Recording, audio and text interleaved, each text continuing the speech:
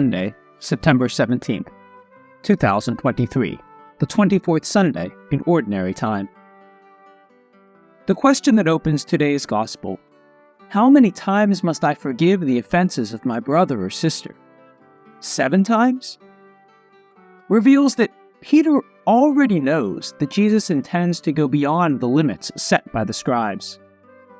He certainly remembers what has been said in the Sermon on the Mount.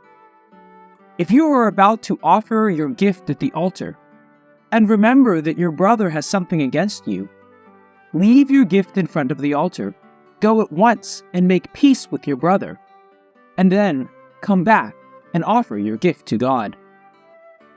And if you forgive others their wrongdoings, your Father in heaven will also forgive yours. He also presents another unequivocal statement of the Master.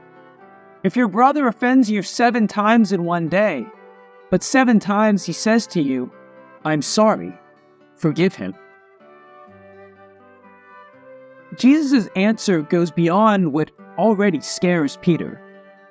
No, not 7 times, far beyond the requirement, but 70 times 7, even further beyond the requirement. To clarify his thoughts, Jesus tells a parable. A debtor who owed 10,000 talents was presented to the king. A talent is about 36 kilograms of gold. Its value multiplied by 10,000, the most elevated figure in the Greek language, amounts to a huge sum corresponding to the salary of 200,000 years of work, 2,400,000 payrolls. It's unthinkable that someone could repay such an amount. Showing a generosity without limits, the master of the parable, who represents God, is touched by the plight of his servant and forgives all the debt. There is no sin that God cannot forgive. There is no fault greater than his immense love. In the second part of the story, another servant, who owes the first 100 denarii, enters. It is a considerable sum, equivalent to 100 working days, but paltry compared to that forgiven by the king. The second debtor uses the same prayer to his colleague, hoping to get the same compassion. The merciless servant, however, grabs him by the neck and begins to choke him, saying, "Give me what you owe." The central message of the parable is seen in the huge disproportion between the 2 debts, and in the stark contrast between the behavior of God, who always forgives, and the behavior of the man who refuses to forgive. The image of choking, of suffocation, depicts the psychological subjection to which the one who did wrong is reduced.